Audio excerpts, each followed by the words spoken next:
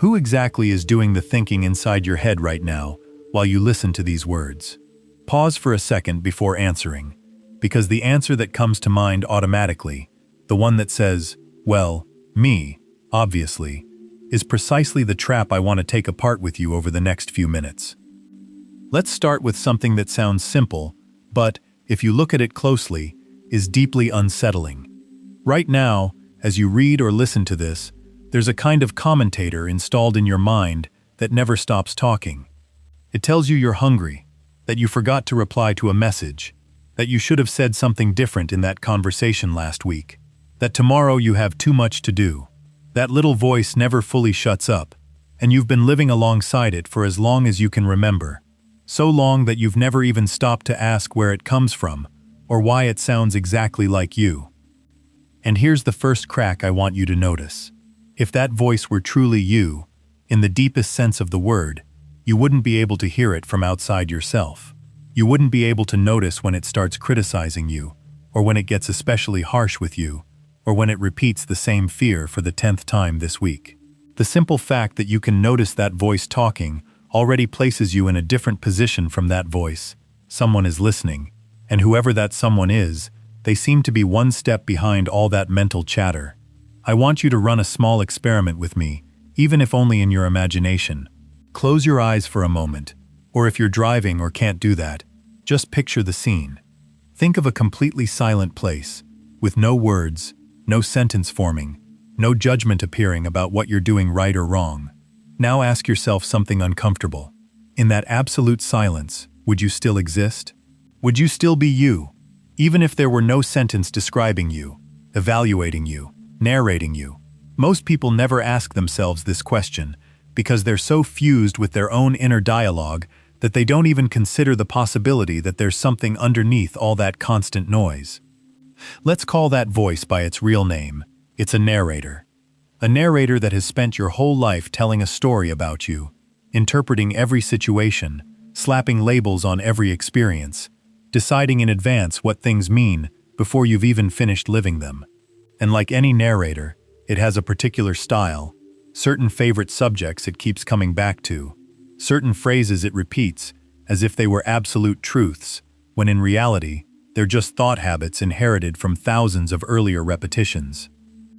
This brings us to something neuroscience has studied in fair detail over the past few decades. The vast majority of thoughts that cross your mind on any given day aren't conscious choices, they're automatic processes that fire on their own, like an engine starting, without anyone turning the key. Over the years, your brain has learned certain circuits of interpretation, and those circuits activate again and again in similar situations, producing reactions that feel like yours, that sound like your own inner voice, but that are really just patterns repeated to the point of automation. And here I want you to pay very close attention, because this can change how you interpret your own discomfort from now on. When you feel anxious, it's rarely the external event itself that generates such an intense feeling. What actually triggers the anxiety is the interpretation your inner narrator decides to give that event. If something goes wrong at work, the fact itself is usually manageable, but the voice that starts repeating this is going to be a disaster. Everyone's going to realize you're no good. This is going to ruin everything, is what actually turns an uncomfortable situation into an internal storm. I want to tell you something that might be uncomfortable to hear, but that absolutely needs to be put on the table. That inner voice doesn't always work in your favor. It isn't designed for your well-being. It's designed for survival. And survival and well-being don't always line up. For most of human history, anticipating dangers, magnifying threats, and repeating warnings constantly was a strategy that kept our ancestors alive.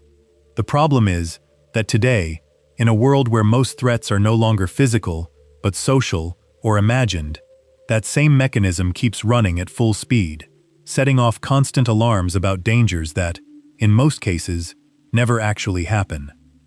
Now I want to take you a bit deeper into this idea, because there's a question few people dare to ask themselves with total honesty. If that voice isn't the whole of who you are, then who on earth has been listening this whole time? Think about the moments of greatest suffering you've lived through. Almost always, if you examine them carefully, you'll find that a large part of that pain didn't come directly from what happened, but from the story your mind built around what happened. Phrases like "this is never going to get better," "I'm not good enough for this," "this always happens to me," aren't neutral observations of reality. They're narratives. And those narratives, however convincing they sound from the inside, remain just that, narratives. There are ancient traditions that have spent centuries working on exactly this idea, long before modern neuroscience began studying how the brain works. Certain Eastern philosophies have taught, for a very long time, that much of human suffering is born from our attachment to our own thoughts, from the blind belief that every sentence that appears in our mind deserves to be taken as an unquestionable truth. The practice of observing the mind, as old as these traditions themselves, doesn't try to stop thought altogether, which would be practically impossible anyway.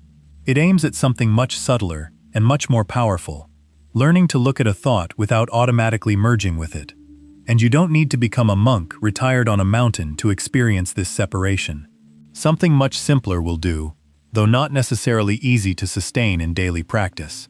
The next time a thought loaded with negativity shows up, instead of reacting to it immediately as if it were an established fact, pause for a moment and ask yourself whether what just appeared in your mind is actually true, or whether it's simply your inner narrator repeating, once again, one of its favorite routines. I want you to think about something that tends to go completely unnoticed. If you were exactly identical to that voice, with no distance at all between the two of you, it would be impossible for you to question it. You couldn't say, "This thing I'm thinking seems exaggerated," or "This reaction of mine feels disproportionate." The simple act of being able to analyze your own thought, of being able to doubt it, reveals that there's something behind that thought, something observing from a slightly different position. Some traditions call that place, that silent presence that stays behind the constant noise, the witness. Others call it pure awareness.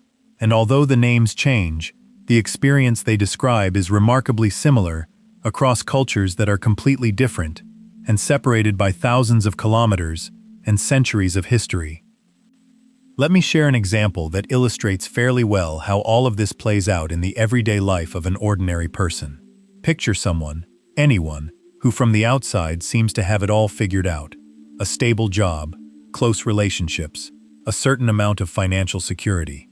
But every night, when the light goes off, that same inner voice shows up repeating its usual lines. "You didn't measure up in that meeting. You should have answered differently. Deep down, you're not enough for what you're trying to build." For years, this person believes every one of these phrases without questioning them for even a second, and that automatic belief ends up shaping how they relate to others, how they make decisions, even how they sleep, until, at some point, something shifts. Almost by accident, they start wondering whether that familiar voice truly represents the truth about who they are, or whether it's simply a mental habit that's been repeating for so long it became invisible, like the hum of an appliance you no longer consciously notice, but that keeps humming in the background all day. When this person starts observing that voice, instead of automatically obeying it, something curious happens. The discourse loses intensity. It doesn't vanish all at once. That would be an unrealistic expectation, but it stops carrying the same absolute weight it used to. And I want you to really understand this. It isn't an isolated case or an exceptional story.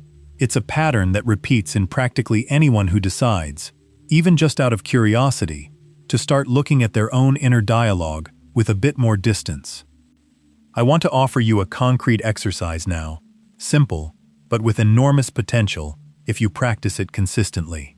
The next time a negative thought surfaces in your head, resist the immediate urge to judge it or to force it to change.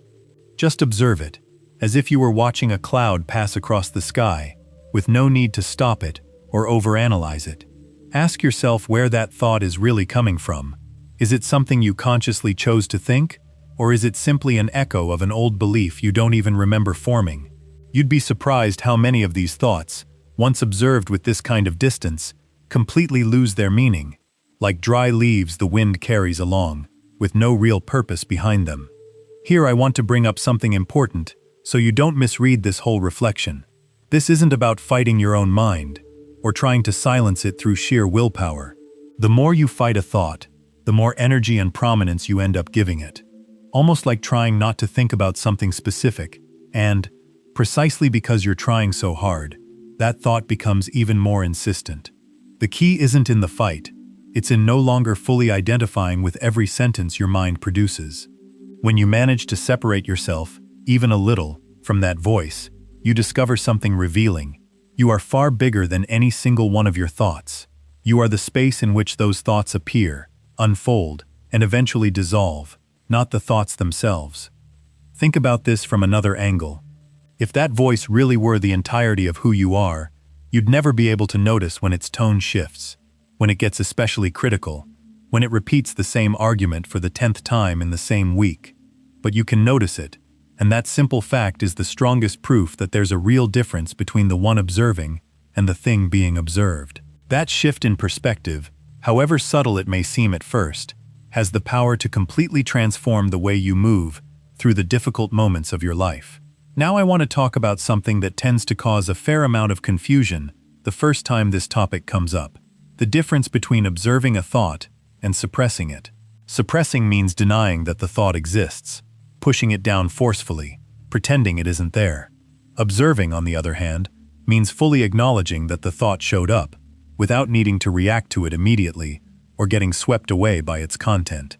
This distinction matters a great deal, because suppression tends to build more internal tension over time, while genuine observation, over time, produces exactly the opposite: a growing sense of space, of openness, of calm, that doesn't depend on the thoughts disappearing. And I want you to go back to something I mentioned at the start of this journey, because now you can understand it from a different place. That mental chatter functions, in a sense, like the narrator of a story. And like any narrator, it can choose to tell the same events in completely different ways. It can turn an ordinary day into an unbearable tragedy, or it can turn that same day into just another chapter in a process of learning.